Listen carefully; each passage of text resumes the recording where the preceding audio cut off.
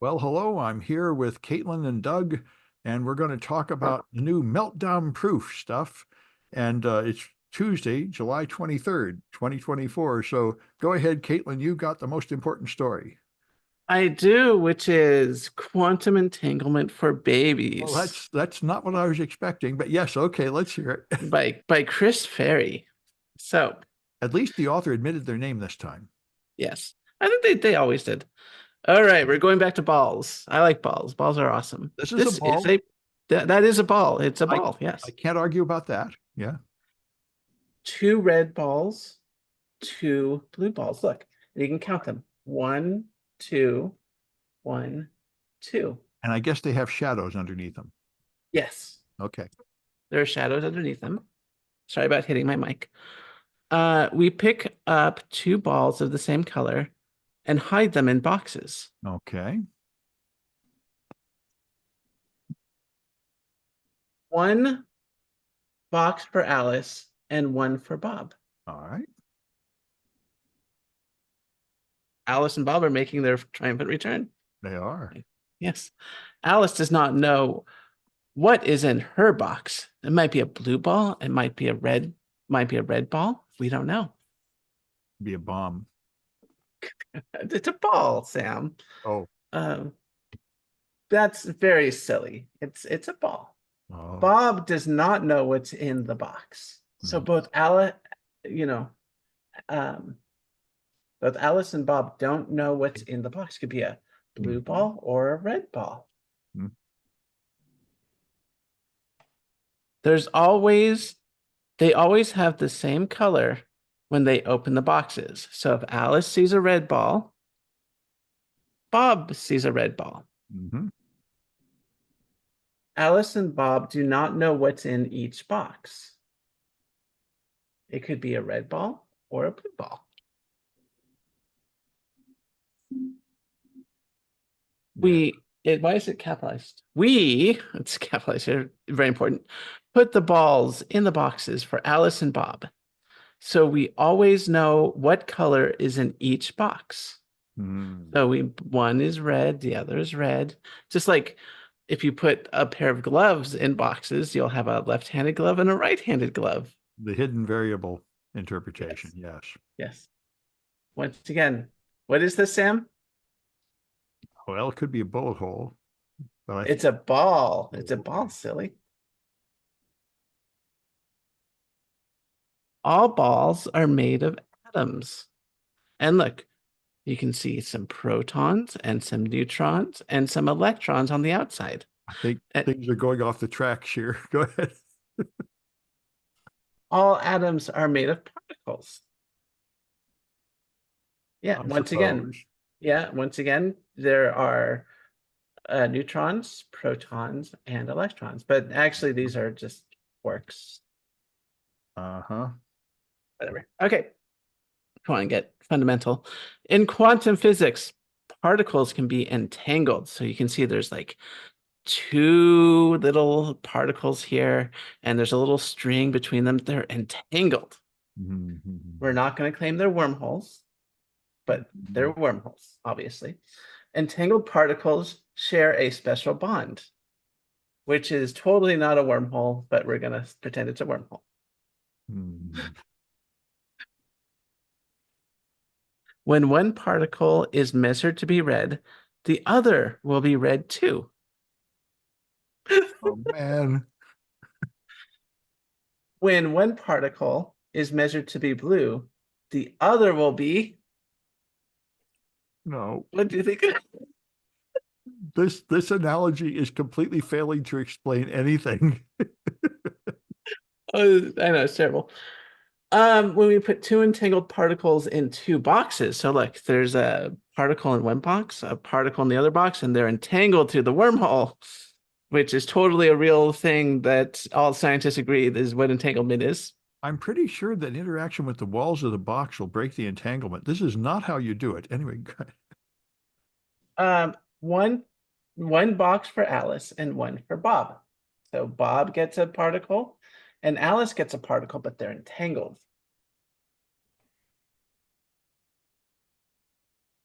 If I can turn the page, that would be fantastic. Man, this is like the opposite of educational. It's like the anti-educational It book. really is. Uh, Alice and Alice and Bob do not know what color they will find. They know it's going to be red or blue, but they don't know what color it's going to be. They always have the same color when they open their boxes because they're entangled like a pair of gloves. Oh man. Okay. Our readers at home might not understand the pair of gloves joke, but whatever. But this time we will not know what color they will find either. In fact, no one knows. As it is as if the particles decide what color they will be in the moment they are measured. Because if I've learned anything from Deepak Chopra, in the quantum world, that means anything can happen at any time for any reason, including particles sprouting intelligence and cognizance and deciding what color they're going to be. He should write one of these books, apparently. Yes. This is true no matter how far apart away they are, and nobody knows why. That's That okay. part, Fair enough. Safe, but yeah, that part I'll agree with. Yeah. yeah. And now you're an expert in quantum entanglement. Very, very far from it. Anyway. It's you actually decrease your understanding of quantum entanglement by reading this. Yes. People do not get your information from this book. Yes, I must agree. That is really a god awful description of entanglement. Yeah. Yeah. So, usually, I mean, Sam, you actually have a physics background. You're probably better at describing this. We were talking. I was joking about the gloves, and Sam pointed out it's the hidden variables, which have been disproven. Pretty, pretty. Well, they've fallen into Yeah. disfavor. I don't know if you can go Yes. so far as to disprove it, but yeah, I mean, that was Einstein's idea that it's not Yeah. random. There's just a variable that you haven't found yet. And Right. that's fallen into disfavor. Yes, that's very much in disfavor, and that's what the book is suggesting, is what's going on. But there's of course, serious, yeah, there was a serious lack of randomness in that book.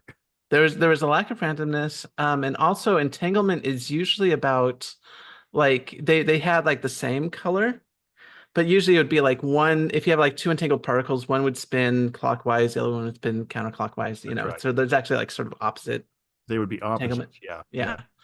So if Bob opened up and saw a blue ball, then Alice would have a red ball for sure. But And anyway, in the modern world, you really want entanglement for quantum computing, and it's actually very hard to make stable, high quality entanglement. That's one of the great limitations of quantum computers. The yeah, entanglement decays and the qubits are not very accurate, so you can't really get much done. yeah. And there's a few physicists out there that think that entanglement is actually like wormholes, but there's no actual like evidence of that. There's so that was the joke about these are definitely Yeah, wormholes. yeah. They're Well, yeah. that's They not might be. Yeah, that's not completely crazy. Yeah. it's not completely crazy. It's just not confirmed. Anyway, let's get on to the news. That was fun, and completely pointless. So let's look over here. So New Scientists.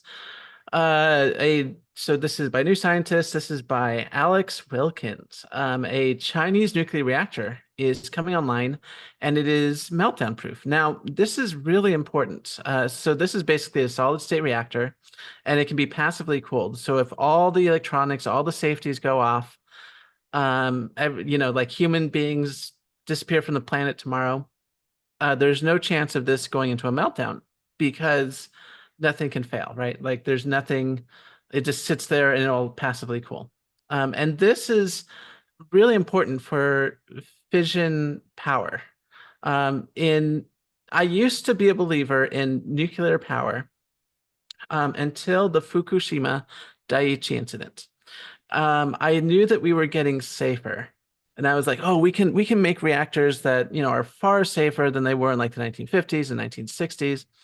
And then in like the early 2000s, Japan was struck by a 9.0 earthquake, and the nuclear reactor ended up underwater under the sea. And it's like, okay, like you have to prepare for like the most god awful insane thing to happen to your reactor. You basically have to, if you really want nuclear reactors to be perfectly safe, they have to be able to be hit by like two meteors striking, two meteors striking the valve release systems of the backups and the primary, coolants and all this stuff. It has to be fail safe. Yeah, well, And the something fact, might happen like the Ukraine war where you bomb it. yeah, yeah, exactly. It's like if you bomb it, you can't have like a meltdown. Well, And, wait a second. yeah, Fukushima, the reactor survived, it, But it did release an awful lot of toxic pollution. but yeah, but what happened was the dummies put the backup system and the fuel system in an area that would get flooded. right. So Eh, so it was a design flaw, not of the reactor, but of the failsafe systems. Right, right. That's absolutely true. It was a design flaw of the failsafe systems.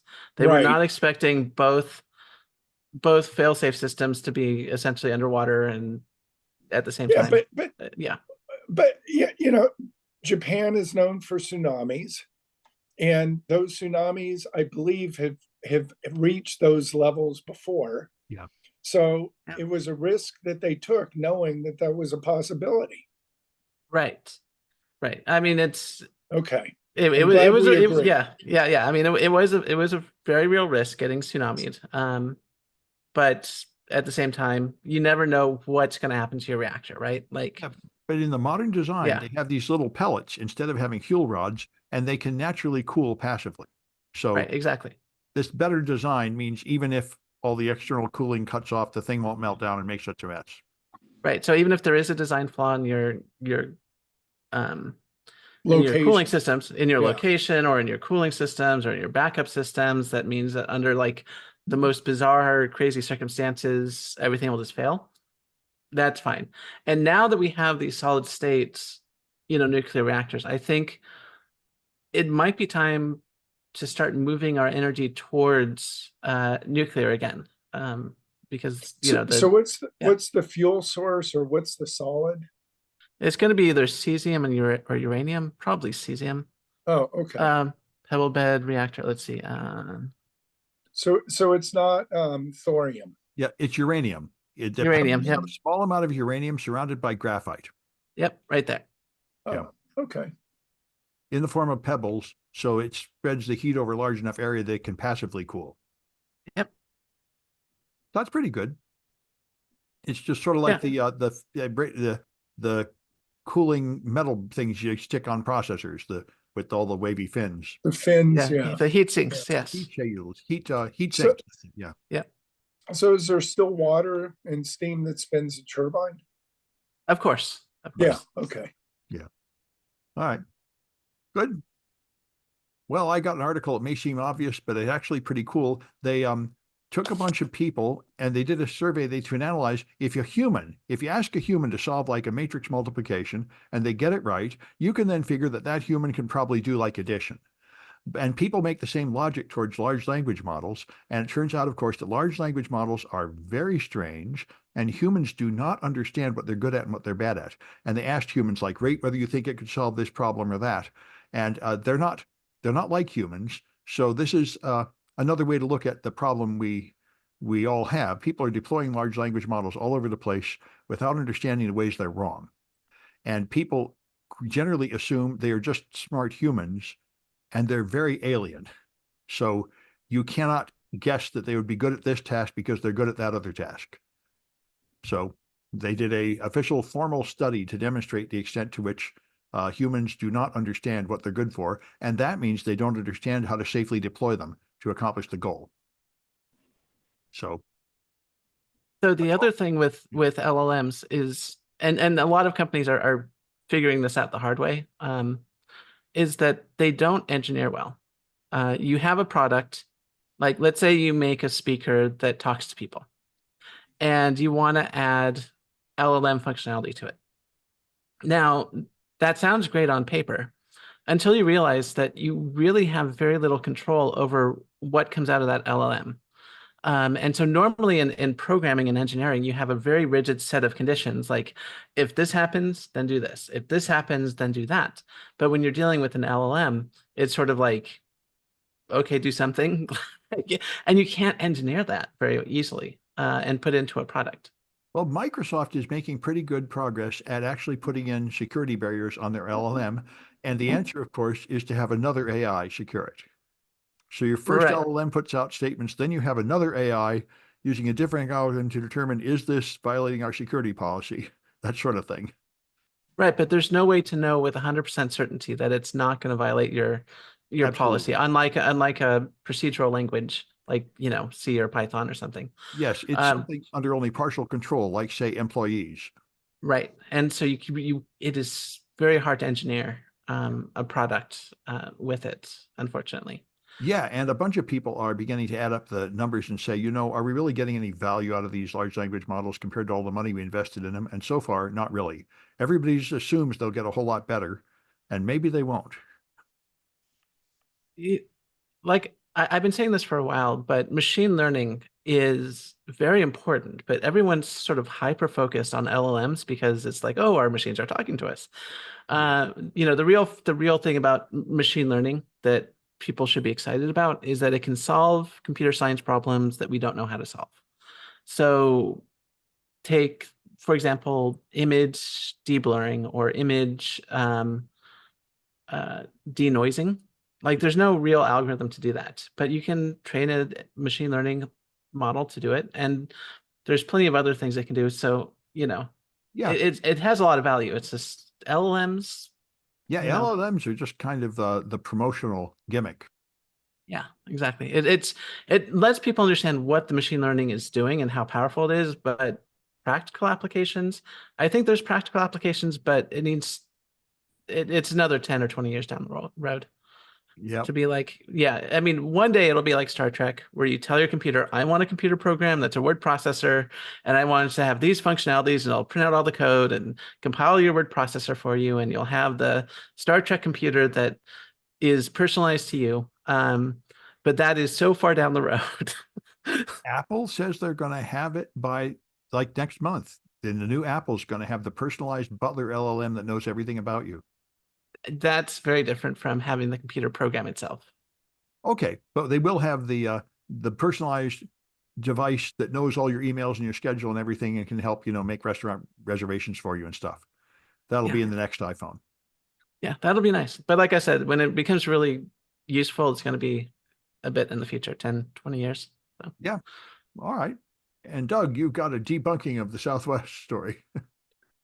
Yeah, so we had the CloudStrike issue, the attack. CrowdStrike, right? Yeah. CloudStrike, yep. Okay. And it was reported that Southwest was one of the airlines that was not affected. Now, there was a tweet or a blog post or something where people said, yes, that's true. And the reason they weren't affected is because they're running Windows 3.1 and Windows 95. Now, the real answer is Southwest doesn't use CloudStrike. Right. A much simpler answer. But they do use, hopefully, they do use some modern version of Windows, though. Yeah, they do. Yeah. So here's the deal. So where did this blog post, where did this rumor start? And it was mentioned several years ago that Southwest Airlines is using such old technology that they're probably using Windows 3.1 or Windows 95.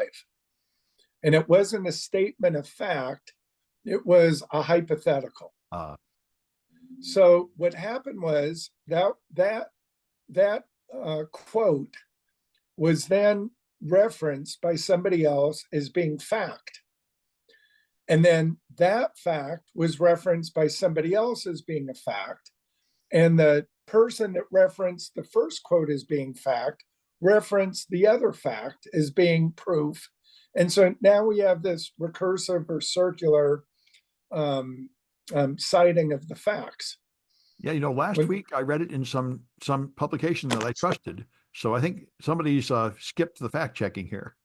Yeah. Well, It is true though that it was cited by somebody else. The Yeah. problem is that that original source wasn't cited or wasn't verified. Yep. Yep. Now this tends to happen. It's the echo chamber.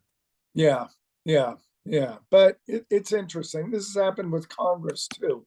Yeah, well, you know, I would be much more interested if it was true. My statement is, how can they possibly meet any compliance standards if they're really running Windows 3.1? I'd like to know how that works. Yeah, yeah. Plus, Aha, the most yeah. important member of the podcast has appeared. All right. Who's got another story here? We're back to Caitlin, who has not only the story, but also a dangerous wild beast. Yes. So Astro Cat decided to join us. As you can see, she's very dangerous. Mhm. Okay, so let's look at this story. This is awesome. Tom's Hardware has an article by Joey Morales. Joel Morales? I think it's Anyway, so let's get on to the article. A dog-like robot, this is the title. A dog-like robot jams home networks and disables devices during police raids. And so I love this because this is something I would totally build myself if I were working for the Department of Homeland Security. It is one of those robot dogs, but on the robot dog is a whole bunch of jammers for like Wi-Fi and Bluetooth. And when law enforcement goes into a house that is, a smart home, they can basically jam all the surveillance equipment that's using Wi-Fi, all the Bluetooth equipment that's using Wi-Fi. And have that go down before the officers go in, and they can just send this dog up, over difficult terrain and just get the jammer near the house to essentially denial of service the property. Yeah. And I guess That's this pretty is so cool. the bad guys can't call the other bad guys and tell them they're being raided or something. Right, or like if they I think like it's mostly if they have cameras, like So they security don't want them cameras. taking pictures of the police brutality. Right, or if they don't want them to know that the police are coming, they can. Oh yeah, surveillance cameras. Yeah. Yeah. Yep. well, that's why you use wired ones. That's right. Oh, you foiled the police once again, Oh, I'm Doug. sorry. I'm Right. sorry. Yeah, that's right. Yep. Well, I got one that caught my attention. I didn't know this because, I have a Superior vehicle that's like about 30 years old. So apparently modern vehicles don't have push buttons anymore. They have capacitive switches. So you just touch the metal and it has an effect. And now in the Volkswagen, they put the cruise control capacitive switches on the steering wheel. So what happens is when you're trying to steer, your finger touches the thing and it suddenly accelerates. And this often happens when you're parking. You're parking, and as you're turning the wheel, your thumb hits the thing and your car jerks forward and rams something. And it finally has managed to kill somebody with this. So it's just a spectacularly terrible design. Wow. How did it kill somebody? I guess because it happened at high speed. I see. It's like the Tesla. Tesla had this flaw for a while where it would suddenly accelerate because the pedal would get stuck or something. And Yeah, it's well, like that. Your car is liable to suddenly accelerate when you didn't plan on that. yeah, several months ago, we talked about the GM ignition switch failure, which was a spring. Yeah. And this So is just a fantastically bad design where a capacitive switch where just moving your thumb near it will trigger it is on the steering wheel where you're of course going to keep moving your hands past it yeah, when you're doing something else. So interesting. it's like, I guess they don't have any product testing or something. It seems like it wouldn't take a genius to figure out this is a bad design. Yeah. But anyway, and Doug, you've got more CrowdStrike, right? Yeah. So Sam, you talked on Friday Friday about CloudStrike, right? Mm-hmm. And the fix is that it's a blue screen death. So everybody has to go out, use a USB stick, delete a file. You have to boot into safe mode or use a USB stick and then delete a file. Boot in. Yeah. There's a file that has to be deleted. Yeah. So turns out somebody's sending out a fake update with malware. Of course. It's just like I'm getting all these fake SMS messages saying Biden pulled out, donate to Kamala here, and the donation link is not the Democratic weird thing. I get a lot of these. They look perfectly good because I think they just copied word for word the Democratic announcement, but then they put a link to an obvious fish site. Yeah. Interesting, huh? Yeah. So they'll give you a CrowdStrike repair tool that just infects you. Yeah. It was pretty clever how it infected you too. Am I right? Is it? Yeah, I read the details on this one and it was pretty good. It's a copy of the Microsoft support bulletin. You read the Word document that is describing it, and as that time, the document contains macros which download a base64 encoded DDL file and drop it as a DIL on your system, so it will end up loading later and running in the background, stealing the data off your machine. It's pretty sophisticated. Is it? Huh. You just read the alert, and reading the alert is enough to get you infected. So it's sort of like the one we used against Iran, Stuxnet. Stuxnet. You would just view the file and you're infected. Yeah. I see. I see. Yeah. Anyway, all right. And Caitlin, you've got the AT&T failure, another big one. Oh, I was going to talk Arguably about the biggest but- one ever, I think. I've heard this. Yep. Yeah. So AT&T did another update, just like CrowdStrike, and it kicked the devices off the network. This is by Ars Technica and John Brodkin. Oh, this is not the one that was so big. The one that was big was a leak of like 130 million records, but this is just a denial of service, right? Yeah, so basically AT&T did what CrowdStrike kind of did, but to themselves. They ran an update and didn't go through the proper processes of confirming that the update was going to work, and they just pushed it out, and it took down a whole bunch of their systems. And like I said, this has nothing to do with CrowdStrike. This is AT&T being AT&T. Yeah. And they might get in trouble because the people that got denial of service because of their update couldn't dial 911. And so there were over like 20,000 people or 20,000 calls that couldn't get through to 911 because an update failed. Yeah. So. Yeah, and they're clearly guilty of violating best practices, testing your update first. Exactly. Yeah. So there may be punishment for that. Right. And the last one I got, I was very excited. I just taught an OT technology class just a few days ago in Texas, and we're talking about how because of the attacks from China, everybody's freaking out and trying to secure our OT systems. But this is the first case of malware actually attacking Modbus. It's no longer theoretical. The Russia made malware and they deployed it in Ukraine, and it infected the systems, and it changed the heating plants to alter the temperature setting. So they thought they were warming up the houses when they weren't. So people lost their heating in winter. And it did that by sending out Modbus attacks, which is exactly what my students are doing in their hands-on project, because Modbus is incredibly easy and to attack. And although we've known it's theoretically possible, this is the first case of actual spreading malware to take things down by Modbus, they say. So it's a brave new world. It's a milestone in security or anti-security. Yeah. Anyway, I think that's it for the news. Do you folks have anything else? That's it for me. I got nothing. Okay, that's it for this one. And there'll be another one on Friday, which will also be late in the evening. I'm still teaching all day Friday.